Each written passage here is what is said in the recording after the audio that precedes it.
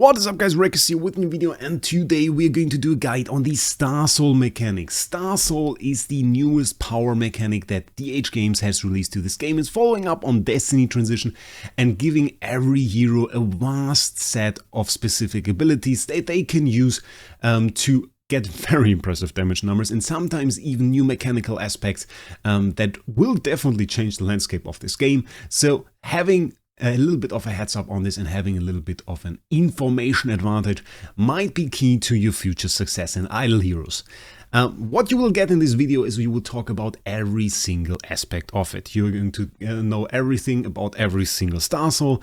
I'm going to give you my opinion on it and give you a little bit of a ranking. I'm going to give you key abilities in all of those Star Souls that you want to have unlocked or that you could aim towards. And then I will give you a general approach on how to best go towards this game mode. We will talk about all of the resources and where you will get them, and small key mechanics like the soul quests or companion heroes and some facts about those that you should definitely know. At the end of this, you should know everything about lifestyle and should be able to make very informed decisions in this realm and not do any mistake with these very expensive resources that we will have right here. So starting off, we're going to talk about the requirements for this. So what do you need to unlock a Star Soul? Well, there aren't too many requirements, but they are pretty difficult and pretty steep. So the first thing you really need is you need a hero at Destiny rank 6. Destiny rank 6 called Nirvana. If you have no idea about Destiny Transition at all, I recommend you watch my other guide. I made a full guide on Destiny Transition detailing all of that stuff, and this will help you understand this mechanic a bit more. So you will need one hero at Nirvana, and this kind of brings another requirement with it, because to get a hero at Nirvana you need to upgrade your transition temple, and transition temple needs to be at least at level 10, because this is the first time you get a hero capacity for Destiny rank 6. So you will need to get at least temple level 6 to get this Destiny rank hero. And once you upgrade it to Destiny rank 6, this is when the star will appear, and then you can place your first Star Soul right there. There's actually only one more requirement, and the next requirement gladly is a lot easier. You just have to go into Ethereal Realm and build this building. There's no real cost to it. It is just there, but many people just overlook it and then get blocked from placing their Star Soul. So you need to build this building. It is called Star Whisper Palace, and you can immediately see, well, this includes all of my Star Souls. So this is what you want to build. Beyond that, you need a Star Soul. So let's talk about how you get that. So how do you get a Sanctified Star Soul? Well, the Sanctified Star Soul, first of all, is the material you need to upgrade your Star Soul on a hero. It is mostly dropped through events, but you can also farm it free to play. Starting from 3-7-10, after you clear this stage in Void Campaign, you actually get to farm the first 2 materials in there. This is for one, this chest down below, Star Soul Shard Selection Chest, which is not displayed in as unlock, by the way, on the Void Campaign, so you can't see it really, but it unlocks around there. And this includes shards for this Sanctified Star Soul for the first 3 Star Soul release. They have yet to add the 4th one to this. We have no news or info on when they are going to do that. And right now you can only drop the basic Star Souls from this. So this is in here, and also at 3-7-10 you unlock the option to select Star Soul Essence, the material required to upgrade your Star Soul abilities. So this also is in here, and if you are at this point and you are asking yourself, well, which one do I select? Well, either you go for the one that you're currently upgrading if you are somebody that upgrades it rather slowly, and maybe a free-to-play. If you are a spender, you probably want to go for one that you don't currently upgrade, because the gain of this is very slow, and thus you might just outspend this gain and end up having useless material that will drop from this.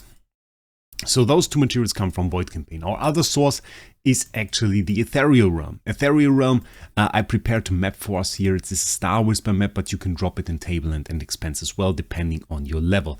The higher the level, the more the drop. On the early levels, you actually drop none of those materials. First off, we have the purple mobs. Those drop Star Soul Upgrade Selection Chests, which includes Star Soul Essence, as we just saw. 12 on a pretty high quest map here. And then we have the boss. The boss also drops those materials. If we click on that, and go to the boss page, we can see the challenging the boss gives us Star Soul upgrade selection chests, and defeating the boss grants us Star Soul shard selection chests, 25 of those. So Ethereal Realm and Void Campaign are both places where you want to farm for those materials. So clearing 3, 7, 10 ASAP to unlock the gain from there, and then going into Ethereal Realm and farming as far as you can to have a high gain of those materials from there. It's actually key for free-to-play to go for a lifestyle. Granted, not many, or I don't know any actually that have unlocked it right now, but still, this would be the way to approach it in the correct manner. And then we have the last material, which is called Destiny Trail Knowledge. And Destiny Trail Knowledge is dropped either through events or through companion hero drops. What this is, this will be another chapter in this guide. Events are in general your highest yielding source of this material, which is normal. It is the highest yielding source for pretty much all of the materials. But you can find it as top event loot usually, or within like this mysterious sales event that we currently have running. There is like Star Soul material as a selection. We can see we can get a full sanctified Star Soul as loot here, or where we can also get the fourth one that was not included there. We can get 50k Star Soul Essence in a singular drop, or lastly 12 million Destiny Trail Knowledge is possible to get throughout events. So events for spenders, of course, being the main source of this of the resources, and sometimes even the only one in case of Plume time manipulation, where DH somehow decided that it's not something free-to-play should have, or well, I mean, free-to-play can get it from events and sometimes, but yeah, it is just not in the usual drops, which is a bit confusing. So now we heard a lot about the resources that you can use to upgrade your Star Soul, but how is it structured? How do you level it? What can you do there? So once you enter your Star Soul screen, this is basically what will greet you. On the outer rim basically of the screen, we see some star signs, I guess. This is representing our Destiny Trail, and in the middle we can click to get into our next main screen. We can find our abilities, our active skills and our passive skills right here. We can find our current stat buffs from the level of the Starspawn, and we get the of the Star Soul, and we get the option to level it up. The current advancement of this level will be signified by those stars. The higher your Star Soul, the more stars you see right there. This is a 6-star Star Soul, so basically nearly a maxed one. And once we click on this, we are actually shown this screen on the left side, Star Soul materials. On this specific Star Soul, we don't need any more of those Star Soul materials, otherwise it might show something like 0 out of 3, signaling that you need 3 more Star Souls. And the next time you have to remold the Star Soul. Remolding the Star Soul is to do, you will have to do every few levels, and it will always be displayed like this, 22, 24 out of 24. Or if we check out another less upgraded Star Soul, we can, for example, we can do this on my DGN. We can see right now, level up 0 out of 3 star materials. It is at 16 out of 16. It will always show it like 16. This is not the level cap. This is always like the level it is showing until you remold it. This will now allow us me to remold, and says, okay, Destiny level is at the correct level. We have our level progress is maxed. There was a quest we have to do later on. You will need to complete a quest to upgrade the Star Souls. We will talk about this in a second. And then now you need your Star Soul materials to remold it. And this will actually unlock a new ability as well, and unlock the next level bracket, where we can then go from 17 to 20, I think. So keep this in mind. Those are like the places where you use your materials. Here we need the Star Soul Essence to progress our level. There are our sanctified Star Souls that we need later on as well. And then we have the Destiny Trail. And the Destiny Trail is something that is a little bit deceiving to many players, I feel like. The Destiny Trail is shown like this. It grants us fixed attack and fixed HP. And actually it is a super big source of fixed attack and fixed HP, granting up to 30 million fixed attack in case of the Pupil Eternal Darkness Star Soul. And this is an insane source. It is just for this hero, so it's not like Treasure Train where you have it on multiple heroes. It is just for this hero. You have the Star Soul on, but it grants them a super big attack boost, one of the biggest ones we have in the game. So the Destiny Trail is actually something that you want to upgrade most definitely. It is always limited. You can see we can no longer upgrade this despite owning all of the Destiny Trail knowledge. We can't upgrade it until we upgrade it to level 7, which brings us back to this menu. To go to level 7, we need to promote it, which means remolding, which means we need 3 star souls. Then we would go to level 17, then we could continue to upgrade Destiny Trail. So it's all linked together. You have to upgrade everything, really. So it's not like you can say, okay, I just want to have the abilities, I don't upgrade the Destiny Trail. As you see, there is actually a requirement here. If I didn't have level 24 Destiny Trail, I couldn't remold this and I couldn't go to the next level. So there is no option for you to do anything wrong here, really. The only thing that you could do wrong would be to go for the wrong Starspawn. But for that, you have this guide, so this won't happen to you. Then there is one more thing we can talk about right now. If you wonder how much it actually takes to upgrade this, there is a great guide actually.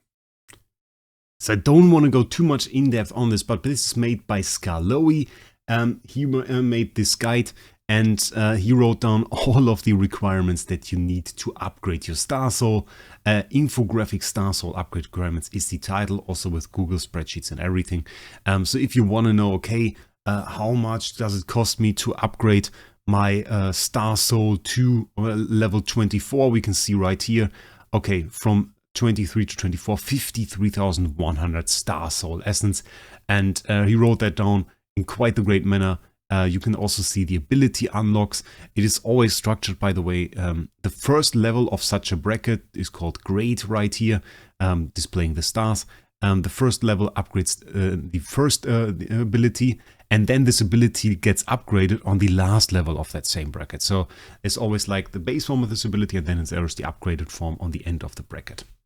I can tell you an example right now, because I know that from my head. Time Plume has a revive ability on the last node. This is this P4 ability, passive 4. And on the level 21, it revives your hero, but it doesn't entirely fill the HP and the energy. If you upgrade it to max, it actually gives you 100 energy, so the hero would be ready to ult. Such advantages are what you can get from upgrading the hero right there. So this will be linked down below. It includes a ton of info, like on all the Destiny Trail. If you want to plan ahead, if you want to know, okay, how far can I get with my resources? It is very well detailed here, made by Scaloe, great work. And I will link you that down in the description because, well, I can't do it any better. Let's be real about it. I can't do it any better than he wrote it in this guide. So this will be my section on this entire topic, made by Scaloe right here. So let's come back to the screen, because there's one more thing I want to talk about. We have the quests right here. Those quests right here are a requirement to remold on specific levels. If you want to go to 13, 17 or 21, you will have to complete the quest. Those quests get more difficult the higher the level of your Star Soul. So currently we are trying to get to 17. We've already completed our level progress, which, by the way, every time we upgrade it grants us a little bit of attack and a little bit of HP and some speed. We've not yet collected the Star Souls. This will be something we would have to do at a later point. We complete the Destiny Trail, and now there is the quest. It says 100%, by the way, and it's lying. It does that. So definitely check it out. You can click on it, and then it will tell you what you need to do. And you will have to complete all 3 tasks here. Those tasks are nearly the same every time. It is always complete 1 star Whisper World. It is always obtain the item. The resource that you have to get can vary. We have to get Jade Fruit, which we already did. And we have to kill the enemy team Savage Shooter.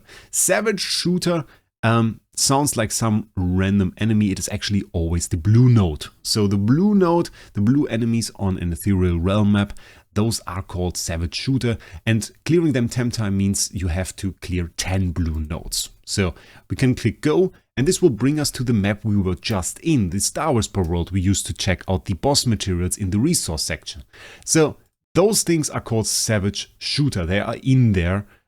They are called Savage Warrior actually, but some of the enemies are called Savage Shooter. I can't really display that very well here, but they are. So if you clear a blue node, which we can just do as an example right now maybe. So we cleared those, destroyed those, and if we now go back, will actually kick us out entirely. But we can go back to the screen. If you remember, it was 15 before, now it should be 16. Let's click it, and it is 16 indeed. And then we have the resource stuff. If you just unlock the entire map by just going over it, you can see the different symbols for all of the resources on here, and should include all of the resources. Here we have jade fruit. Every 5 minutes you actually collect 48.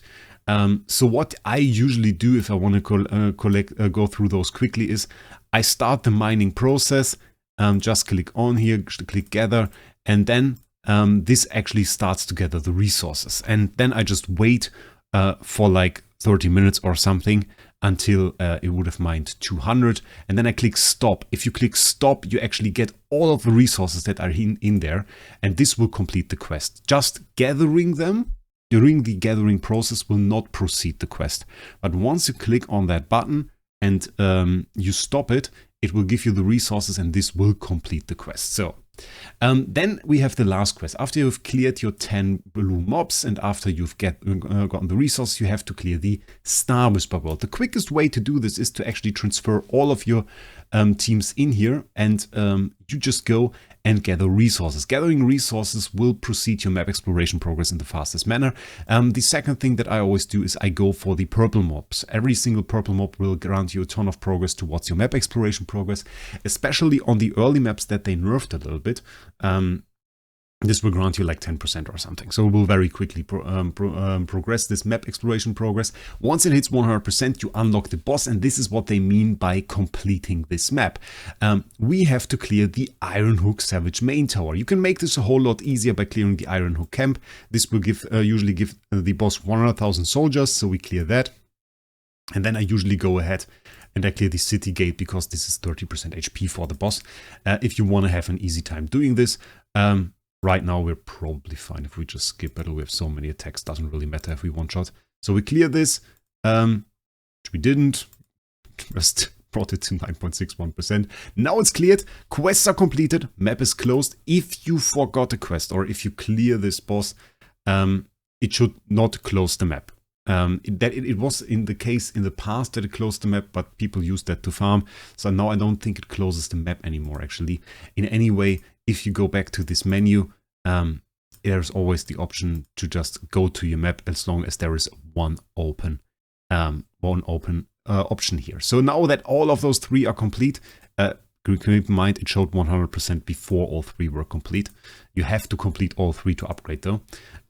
I could go forward through this quest and remold my Star Soul, get to level 17. So as I said, you have to do this if you want to go to 13, 17 and 21 towards the end of the bracket as always. And one thing many people ask is, how do you even use the abilities from a Star Soul? Well, there are really three parts of those abilities. We have the active skills, where you have the main Star Soul skill. This is on all the ones we have right now after the hero acts each time. Acts meaning a basic attack or an active skill, both of which will work. We can see a little example of that if we just go ahead and search ourselves a little bit of a demonstration partner. We can perfectly use Animorph for this. And we have an Alekita with Time Plume here. So our Star Soul skill is that we shapeshift the enemy into Dove. It is sometimes a little bit hard to see. I will slow it down for you. Take a look. It should be a Dove. It wasn't a bit hard to see. Maybe didn't do it this time. Come on for the show. Oh god, we destroyed her. We have to try that again. Oh god. Okay, come on. Do your job. And there was a Dove in there. I saw it. Maybe you can slow it down. But yeah, this actually activates our Starspawn every single time. Every single time we act, this actually activates our Star Soul skill. So, the other one is the Star Soul Burst. This is activated after our Star Soul skill was activated 3 times. And is kind of fancy. Usually it is a very upgraded ability of the first one, a stronger version, way stronger version. Sometimes associated with a bit of an effect. For this one, there is actually quite the fancy effect. Maybe we can show that as well, as long as our Flame Shrine is open. I hope it is. Is it? It is. But it might be dead. Please don't be dead. Come on. Yes. Okay, we can show it. And I will do double speed on this one. So second time, third time, now it activates, and we can see this was the Star Soul Burst, the big effect that we had right there. And this was just the way that I wanted to show you guys. With the dove and everything, this is the Star Soul Burst. It has a very, very distinct effect here on the Time Plume. Actually very, very fancy. I actually love this one. I'll be honest, I actually love this one because it is very, very cool. And other than that, you saw the the black hole marks that we have right there. Of course, we can't dove one of those bosses, but instead we inflict black hole marks. So kind of fancy. So this is what you need to know about active skills. What about the passive one? The passive ones, well, they are a little bit different. They have certain requirements that you will have to meet. They are not like bound to you doing a basic attack, but for example, if Star Soul skill or Star Soul Burst fails to inflict shapeshifting. This varies from passive to passive, and you will have to read it up on every single one. But keep in mind, once you unlock this ability, it is active. It is active on this hero, and will work in the intended way. Usually the ones that I tested worked at least, so that was pretty good. And then we have the Sanctuary Assist skills, and Sanctuary Assist skills are sometimes a little bit confusing. Grants time acceleration if the target is an ally. I don't want to go too much in depth about those. Maybe we'll do that in a separate time because they're not super important. In my opinion, the best one for this is Specter. Specter grants you additional resources, and why do I talk about resources? Because those work in Ethereal Realm. So if we go into Ethereal Realm and we have a hero with a team that has a Star Soul skill right now, for example, we have my DGN team right here, which features multiple different heroes there. It features actually my LFA most mainly, and this one has the Specter skill. So if we want to use that right now, we click on the Explore Mode button, and there we have our skills. Actually, we have multiple skills right here. If I want to use the Specter skill, I will have to switch to it. The Specter skill can then be activated by clicking on it, and right now if I were to click it, it doesn't work. So the way you have to use it, and it's a bit clunky, you can't really click on that. You have to drag it over. So you click on that tile, the arrows on, and then you drag it over to the thing you target. And if I click now with the Specter skill, that instantly defeats the targets and gives me 25% more stuff. There's a little bit of a, well, inconvenience, a bug I would have to say right now in here. So once we used up all of our charges and we actually have a second skill, I have to find another enemy quickly, there we go, it will actually switch to this. And this might have been cool, or it doesn't. It used to switch to the other one. You can only use one. You can only use one 3 times. The other one, even if it's available, is not available to be used. It is a little bit weird. So that is all really I want to say about those skills. If you have Specter, you also have the best skill, and you should have Specter. So this is like the main thing for you to take away from this. So the next thing I want to talk about are the companion heroes. I've talked about them very briefly in the resource section, where I said that the companion hero output gives you destiny trail knowledge, which is quite a sentence, by the way. And the way this works is once you activate your Star Soul, your hero will actually feature 5 slots that you can fill with different heroes. And those heroes will grant you destiny trail knowledge based on their cultivation state, based on their upgrade state. We can take a little bit of an example. For example, my IHP is actually companion hero for my DGN. She's at companion level 240, so pretty much maxed out, and she gets a buff from this of 921,000 attack and 199 million HP. So not really huge buff, but we take the 20 speed. 20 speed is nice.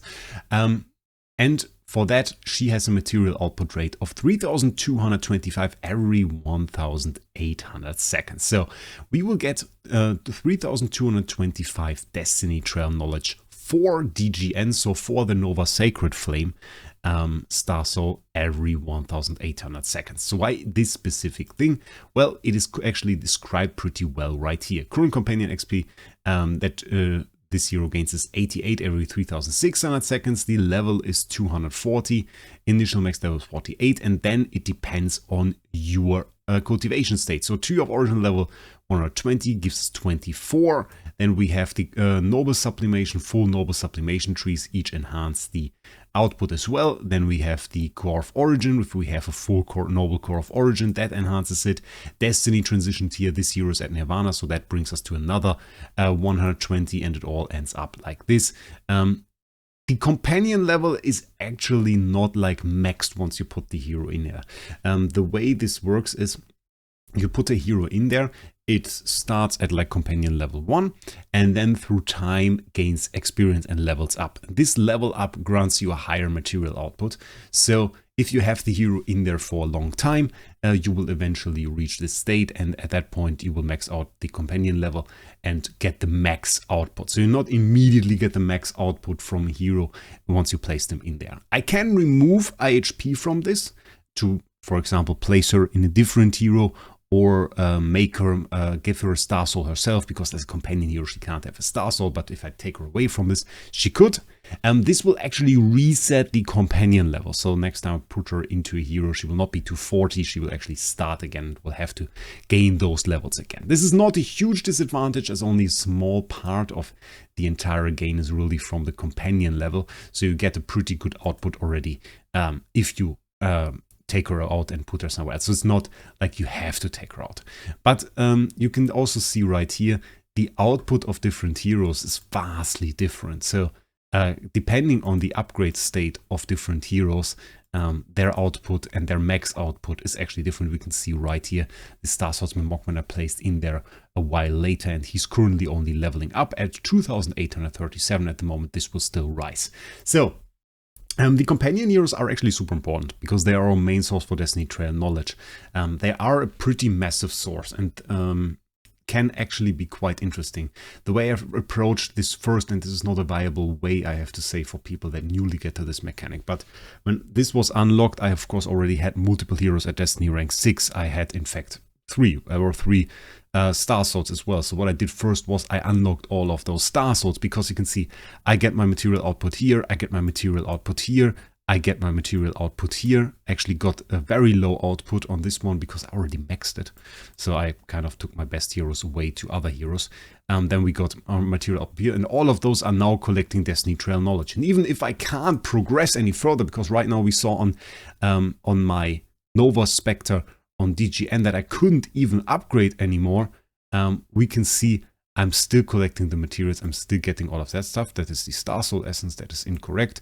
And it's the Destiny Trail knowledge. I'm currently at 32 million. We saw it's 12 million from a drop, and on the Pupil I'm already at 70 million. So once I decide to go for those Starspawns, I'm perfectly set to upgrade Destiny Trail to a very wide extent at least. So this is something to note about the companion heroes. Keep in mind the stats that you gain from a companion hero do not work like as a tenant. So you can't take those stats and then send them back to another hero by putting them in there as a tenant. This doesn't work. Same, by the way, for Star Soul stats. The fixed stats from Star Soul don't actually heighten the stats that you would get from the hero as a tenant. So now let's hop into the specific Star Swords. Given that we only have 4 of them, I thought I will give you a brief explanation of every single one and give you my ranking of them as well. So we'll structure it in a way that I will first give you the key points of a Star Sword. I will tell you the main things around it. I will tell you what I consider is important about this one. We will take a little bit of a look at it as possible in combat, and then I will tell you the best uses and my personal rating of it, if you should get it, if you shouldn't get it. We will take a look at all of this for every single Starspawn now, and yeah, I hope you enjoy it. And our first Star Soul that I want to show is Nova Sacred Flame. This one is a very, very cool one. Its main selling points are burns based on your own max HP, which is really, really fancy. It's like the stuff Valkyr actually does. And we can debuff dodge, so we can reduce enemies' dodge, which is also a very fancy ability. In terms of fixed stats from the Destiny Trail, our max is at 24 million and 5.18 billion HP. This actually makes it one of the lowest the second lowest attack granting Star Soul. And I want to let you guys keep in mind that the stats from the Destiny Trail are really a secondary thing. Not don't take a Star Soul because it grants a high attack. We don't miss it because it has a low attack. This is actually pretty meaningless. It is nice, of course, if we get high attack, but this is not like the main thing we want to go for. So keep that in mind after I said that. We have burns based on our max HP. Nearly everything in here grants that, which is a bit crazy. I really think important skills on this one are the first one right here. This has a 30% dodge reduction. And if we pair that with other sources of dodge reduction, for example, from Norton Hague, we can make dodge an entirely meaningless mechanic for the enemy, which is pretty crazy. Also, reducing the target's block renders heroes like HHA a lot less good, making them a lot weaker because they rely on block, and we can definitely reduce that with this pretty early unlocked ability on this hero. Beyond that, everything in here grants us burn. Burns the enemy with the highest HP, dealing damage equal to 33% of self-max HP. Then we have the Star Soul burning everybody, increasing our energy as well, which is pretty good. Increasing self-energy is very, very good actually. And then throughout all of the other abilities, it is really burn. It is burn, it is more burn, it is a ton of burn. So there's not much to say in terms of, well, you really need this ability because it has some technicality to it. This is all damage. It is really just all damage. And maybe we can take a look at it if we fight our trusty Animorph once again. We'll just have to take my DGN. This is where I currently have this Specter on. And it's a bit hard to see actually because we attack, and right after there is usually the burn as a small white number. So, bit tough to see. But yeah, it heightens our damage. So, give it another try. There we get the counter attack, and there we already have too many buffs on there. It is a bit of a tough one to see. Burn stacking is no longer really a thing. I have to say, I kind of like that we have some extra damage right here. I personally would have preferred if we got this at the time where we really could go ahead with Telasium and like duplicate all of that stuff, and maybe we could have built a really nice burn team together with like an MFG, and then with like Telasium burn. That could have been cool. Is it now a bad Starspawn? No, because burn is nice, damage over time is nice. High burn is nice, and it just has a ton of damage, and you can always use a ton of damage. I mean, you take this thing, you slap it on a hero, and you add burn to your team, giving yourself a little bit of monster synergy because you have a source of burn now, which is great. Great if you want to use Phoenix, which gives you 80% bonus damage against burning targets. So having a source of burn and easily being able to add this to any single hero in the game is something that a few years ago we would have considered absolutely broken. I remember vividly a time where we were using Sigmund because we wanted to have a source of burn on the team to make Phoenix work. Having just the click of by the click of the button, having a hero burn the enemy is really a nice thing. We have a ton of burn on there, and you can build yourself a little bit of a burn team by using, for example, like an SDE, letting that work together. There are sources of stuff in the game that actually enhance damage over time effects. We can see that, for example, where is it? Right here, additionally increase dot on targets by 20%. So we are still in the area where we can even enhance this damage over time even more. Granted though, it is no longer the main thing in PvE. We had the time in PvE where we could go with like an Ithaka and Telasium and going for some damage over time. And if you watch my videos, you might have seen a video I did some time ago with S Ithaka being a little bit disappointed of how every single boss in the game now has so much Purify that they just get rid of all the damage over time effect. So you really don't get to reap the results, the fruits of your work there by inflicting long-term burns. It really doesn't work. But still, you get an initial hit, and you get an initial pretty good hit, because it's 33% of your own max HP, which I mean, even out of combat, on some heroes, we have like 13 billion right here. If I were to put it on a little bit of a bigger hero, we have 21 billion on my LFA, and this is currently without even soul power. So we could go for really high HP, and 33% of that's like a 10 billion hit. We just get on top of that. And then we have in-combat HP, which is an entirely different story. So there we are talking about some serious damage. And this is really the main thing about this Star Soul. It is entirely unspectacular, if we are honest, because even in the example you didn't see anything, because well, it's just like there's a little white number appearing and that's about it. That's really about it. So yeah, that being said, is this a good Star Soul? Is this really what you want? It is not the worst. It is not the worst. It is nice extra damage. It is burn, so that is something that we can use. We can sometimes use it to activate Phoenix in situations that we want to have it. We can slap on a ton of extra damage to a hero, so I like it. Is it game changing in any way? No, there is not a singular mechanic in here where I would say like, wow, that is like the big change that we needed. That is like, oh, I have one hero, I want to really combine that with like the best I could say is like an MFG, maybe an SDE. Other than that, I tend to slap that on a hero where I just think it should do a little bit more damage. So the only real thing in terms of like debuffs is the block and dodge. This one I like, but this is like the only ability where I would say I would really present that. Even the top passive is like when Self dies, inflicts Nova outburst on all enemies. Okay, it is burn again. It burn in terms of a skill effect, which is good. Probably can't be purified. I didn't test it yet. But yeah, so not super spectacular. Not the one I would recommend you to go for first. By no means. It just doesn't have the power for that, in my opinion. But if you have that on a hero and it is in combat and it burns the enemies, that's certainly good. It's a good one. I think it's decent. Decent would be my rating for it. Next one, Pupil, Eternal Darkness, the tentacle one. Key selling points, dodge and a very nice control immunity buff. That is pretty cool. This one has one feature that convinced many people, or lured many people into Eternal Darkness, we can say. And this is like the Destiny Trail. It has the highest attack buff of all Destiny Trails at 30 million if you max it out. Which we can actually take a look at. You can see all of them right here. Pupil, Eternal Darkness, Destiny Trail, 30 million. Lowest HP buff at the same time, 4.3 billion. So not really super high, but super high attack buff. And many people said, oh, then I will go for that. And mistake in my opinion. This one is not as spectacular as you would hope it would be. When I first looked at it, I had to say, well, there is the ability of PDE, the Destiny Rank 6 ability that is supposed to let you dodge like the first hit of an enemy every single round. It just doesn't work at all.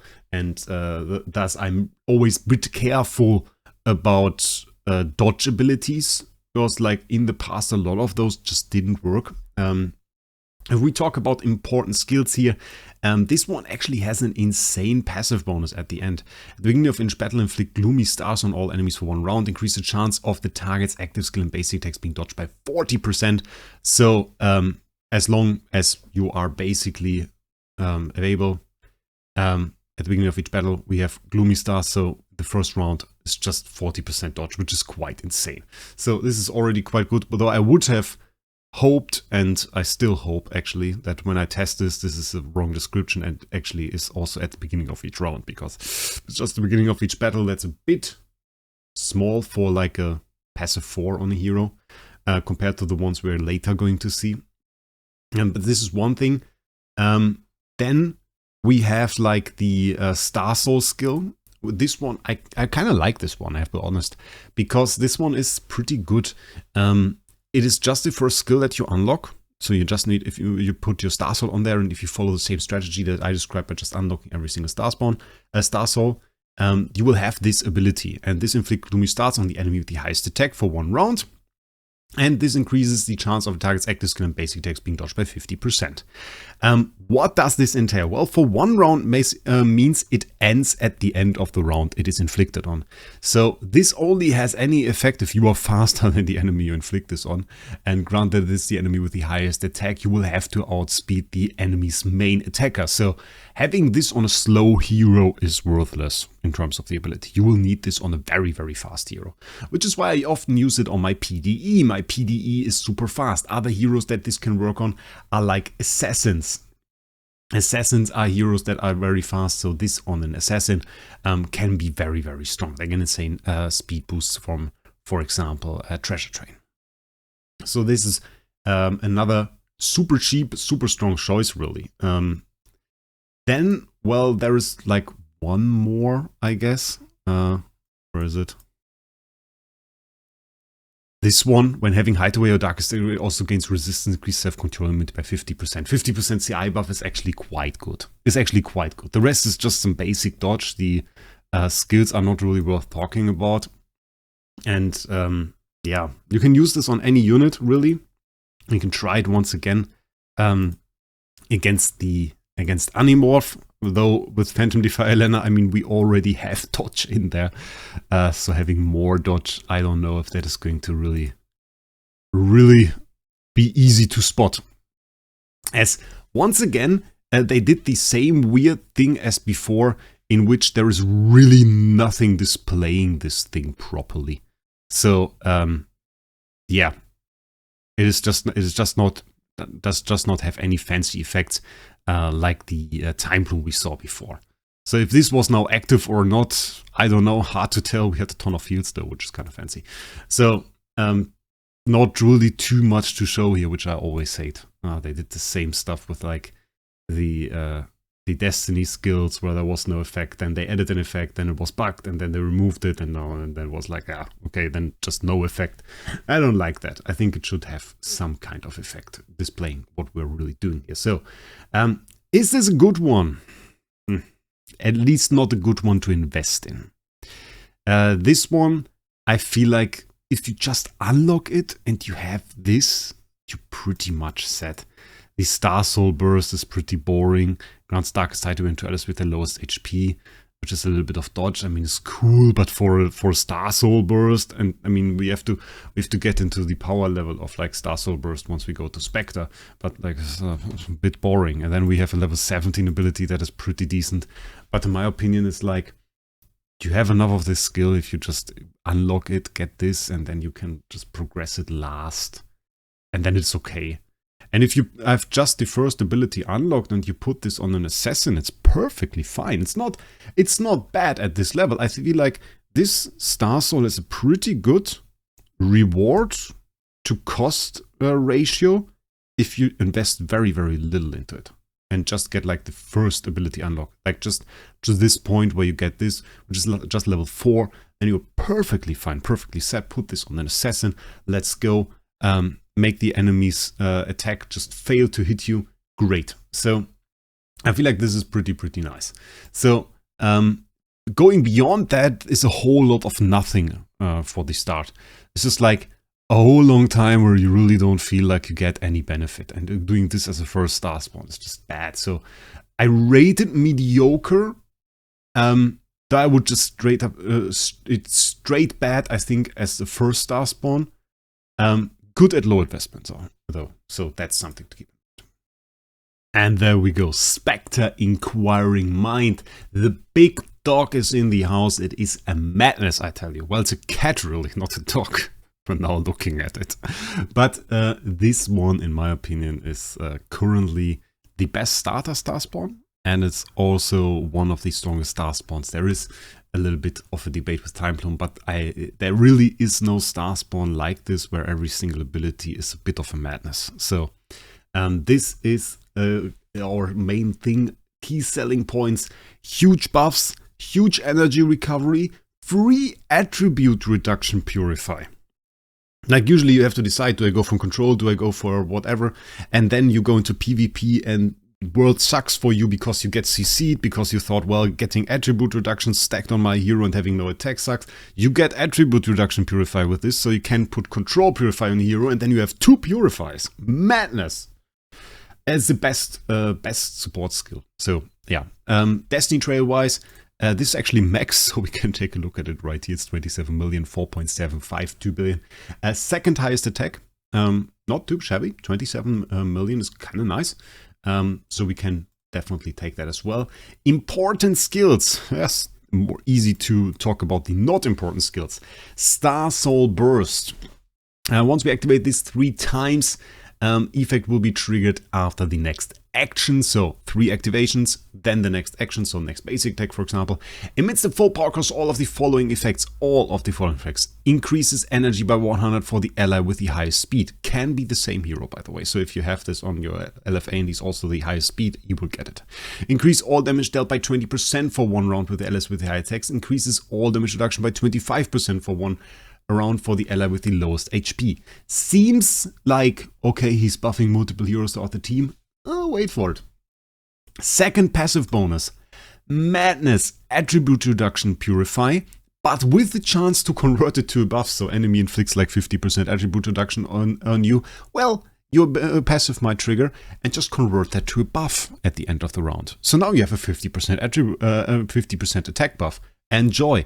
Go into Star Expedition. Well, the boss debuffs your attack. Oh, convert it to a buff. Enjoy your attack buff. So huge debuffs with that come with the huge risk of just being converted to a buff. Absolute madness. This ability alone, and I have to say it like that, I don't think many people understand this. This ability, which is the passive 2, fairly early unlock, and alone is stronger in a lot of situations than the Starspawn we talked about before. Like, this is madness level of strong.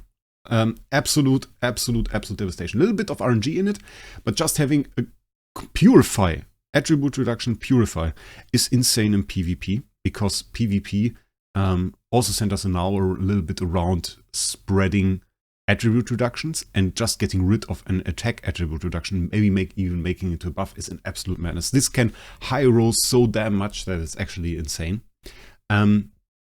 And at the same time, it's just an insane utility. So it's so great. Honestly, it's so great. Then we have this, and while I talked about, well, this is a hero that buffs other heroes. Well, let's read this. When releasing Star Soul Burst or Star Soul skill, additionally grants self a buff of same type by 50% of the original effect for 2 rounds. So everything that we gave as a buff here, we get 50% of it. So we get 50 energy, we get 10% all damage dealt, we get 12.5% all damage reduction, and the same for the Star Soul skill, where we also inflict buffs. This is randomly triggers one of them. But here, for example, we could buff the ally with the highest speed by 100 energy and give ourselves a cute 50. So every single time we give ourselves a nice buff. We take that. Very, very nice, actually. So then we have the fourth one, and this could be a Star Soul Burst. This is like such madness. And when the battle starts at the end of each round, in the first 5 rounds, increase energy by 50, all damage dealt by 20, and all damage reduction by 25 for 1 round for self and 1 random ally. What does that mean? So let's think about this a little bit. If we increase our energy by 50 in the first round with a starting energy of 50, we have 100. And 100 means we get an active skill. So let's take a look at that. Do we have a proper artifact right here? Ah, Endless Cane is alright. Endless Cane has no energy. Just want to show that again to demonstrate this. We have no energy right here. So there is no energy on the 0. We just have our Balance Strike. And once again, Trusty Animorph will show us the way. Let's see. We have nothing really on here. You can see turn 1, we already have an active skill. Turn 2, we nearly have an active skill again. If he hit us like 1 or 2 more times, it would be back-to-back active skills. And in many situations, it actually is, if we go into Guild Altar and we just go ahead and we just place maybe this Aspen right there. Just the Aspen, nothing else. I just want to show you the first rounds. We have 2 enemies right here. They hit us. Active skill. Active skill. Active skill. Active skill again. Come on, active skill. And those were the first 5 rounds. So now it's, well, it's not the end of the fairness. We still had 1 more buff, but now it's done. But you see what I say. Like, it's back-to-back active skills. We didn't even have energy feed or anything. We didn't even have energy feed. There was no team. There was no demon bells. There was no nothing. We just went ahead and absolutely hit them with active skill after active skill after active skill with no problem at all. So this in itself already an absolute madness. So we just hit 1E plus 50 from just an LFA with no soul power on there. So this was no soul power. Yeah. I mean, I don't throw around with stuff like this is top tier or this is like insane. This is insane. This is like super, super strong. So Specter is the top tier Starspawn. This, by the way, this is how it looks like when you get your Destiny Trail knowledge. Like just a small side note. This is top tier. Nearly every skill we have in here is insane and top of its class. It's a go-to main damage dealer for everything, really. This is like for your thing your main damage dealer really wants. If you put this on it, it will be way, way, way better. And if it will give you an unparalleled power boost for every single game mode, especially debuff-heavy game modes, like Star Expedition, for example. Beyond that, I already said it, we have the strongest Sanctuary support skills in here. This gives us more resources. So increase our resource by 25%, and this instantly defeats an enemy and gives us 25% more resources as well. So we can resource farm with those abilities, and this is just like like the cherry on top of our nice cup of vanilla ice that we already have here. So just a nice thing. Okay, last but not least, Plume time manipulation. This one wasn't added with the initial 3, was actually added later as our first newly released Star Soul, and it's not added to the free-to-play loot sources yet. We don't know when this is going to happen, but the main selling points of this one are shapeshifting, black hole marks, CI offset buffs, and self-revive. Madness. Not so much a selling point, the Destiny Trail actually with the lowest fixed attack at 21 million and the highest fixed HP at 5.4 billion at max. So not really an attack thing, nonetheless an absolute insane Star Soul.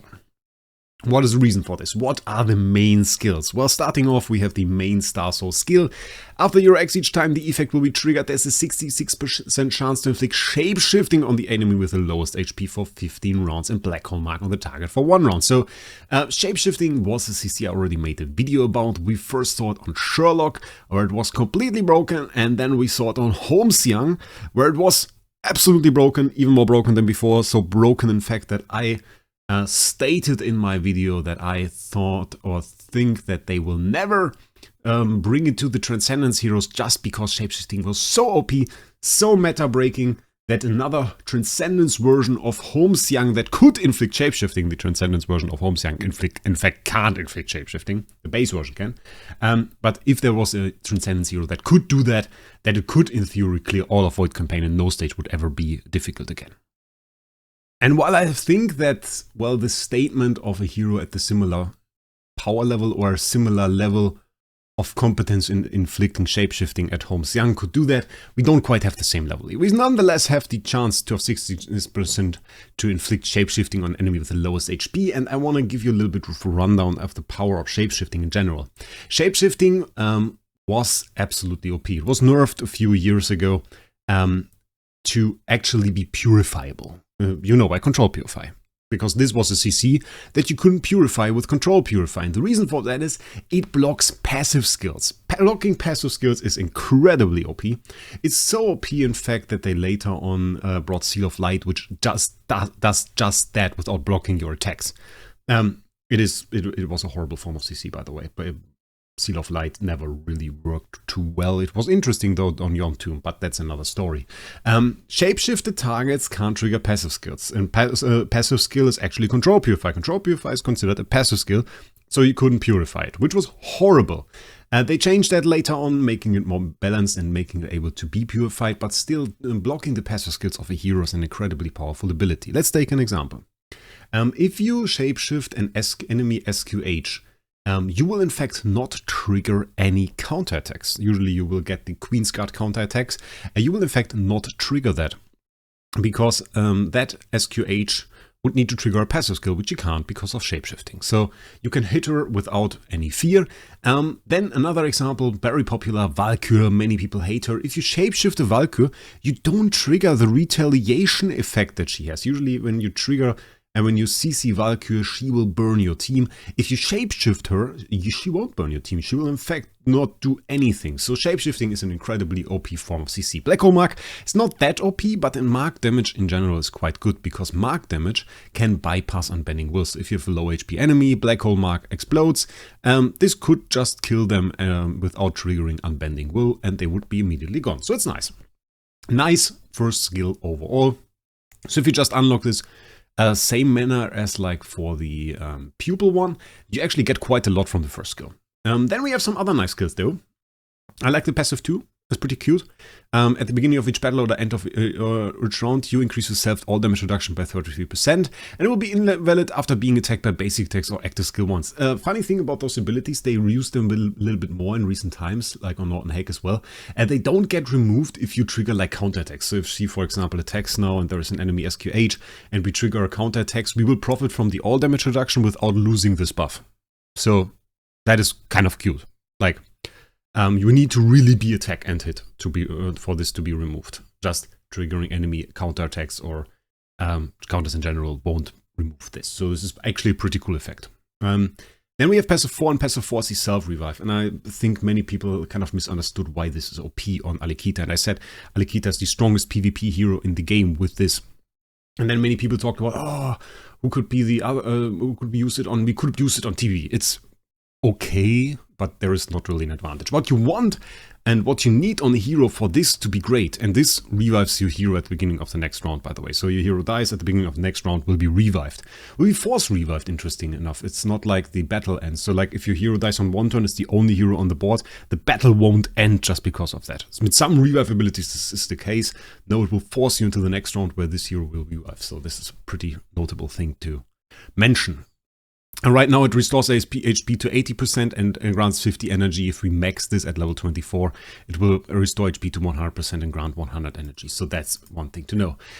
What you want for this to be OP is you want a hero which has abilities that trigger on death.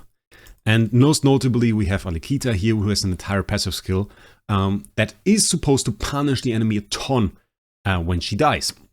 Inflicts authority manipulation on 3 enemies, which converts random attribute buffs to attribute reductions. We inflict 3 layers of Curse of Decay, the 4C's mark, which I mean older players probably still are afraid of. It is a horribly strong mark that actually removes buffs and deals damage to you. We will see it deals a ton of damage. And then we grant all allies structure inversion, which will convert their attribute reductions to buffs. And then we also buff their all damage dealt to enemies with attribute reductions by 20% for 3 rounds. So very, very nice. We take that and we also increase their speed by 30 and we increase their energy by 30. And then we are not done because, well, if you have a Destiny rank 6 Alikita, which you have if you want to use the Starspawn on her, well, her skill, transition skill actually triggers on death. It's quite funny. When self dies, triggers the same effect once with no consumption. So we can just trigger this effect, which is a 12 layer skill, so pretty expensive one. That deals a ton of damage. We can trigger that and inflict a ton of debuffs on the enemy. So maybe we take a look at that. I just have this one prepared. We are going to search for a fitting opponent, and for demonstration purposes we are going to take this because this is all S tiers and looks fancy.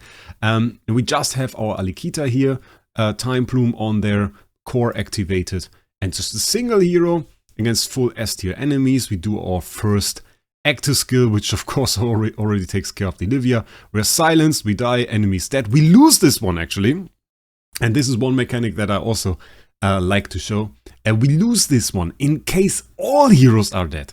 It actually doesn't launch doesn't bring us to the next round. What we can do, however, if we have a second hero on there, this is not the case. So like if we just go ahead and we place, for example, the GN, which you should, is pretty cool, together with those two. If we place them together on the board and we have one hero that survives till the next round, then this is not that much of a problem.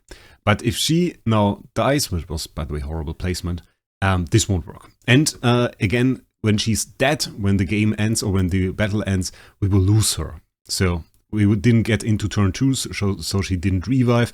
Battle is over. If this was ace, she would now be gone and would not revive. So this is something to note there as well. So we already displayed that. But you see the power. You see the power.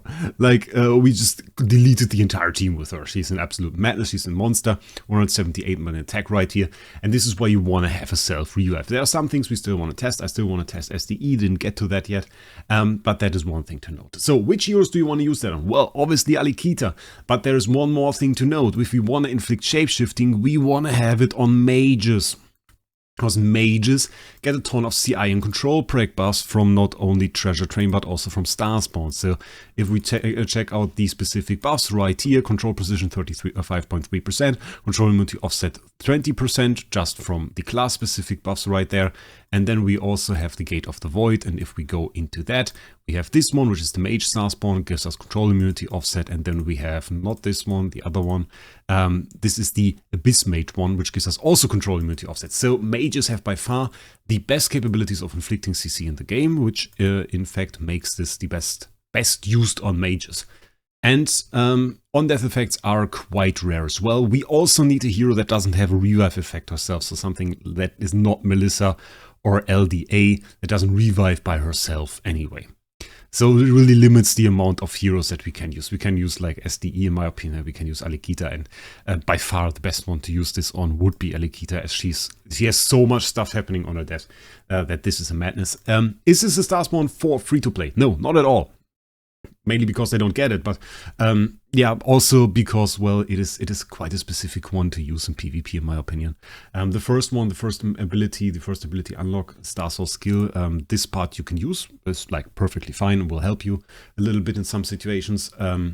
If you want to deeply invest into that and get the revive, that is a thing that I think is like mainly for PvP. And is a madness there, and is something, if you are a whale, you want that. You definitely want that. If you are free to play, low spender, probably not worth your time. It's like, you better go for Specter, and then maybe you go for like the Nova one, and that is like more of your thing. This one is very fancy for what you can do with it, but it's mostly like a whale tier.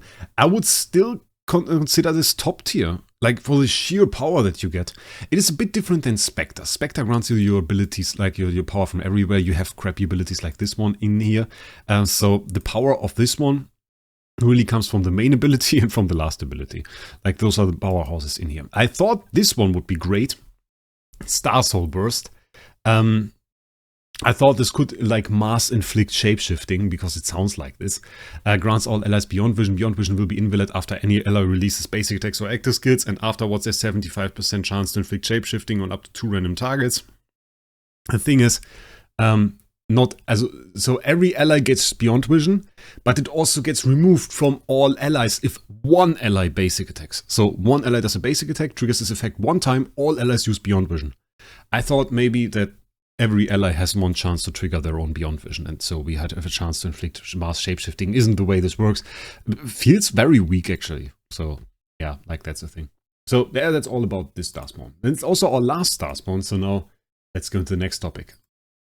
So now that we have looked at all of these Starsouls and their different abilities, let's talk a little bit about how you generally want to approach this. We've already established that Specter is probably the best Starsoul to go for early on, but what should you really do when you first approach it? Well, the first time players really get in contact with this mechanic is, as we have established in the Void campaign. After clearing 3, 7, 10, you get the choice of which Starsoul essence you want to farm for, and you start getting the Starsoul Shard selection chests. And while you can just store the Starsoul Shard selection chests, which is a tongue twister, until you have 5,000 of them, the Starsoul essence is a different topic, as here you have to decide on a specific Starsoul to go for.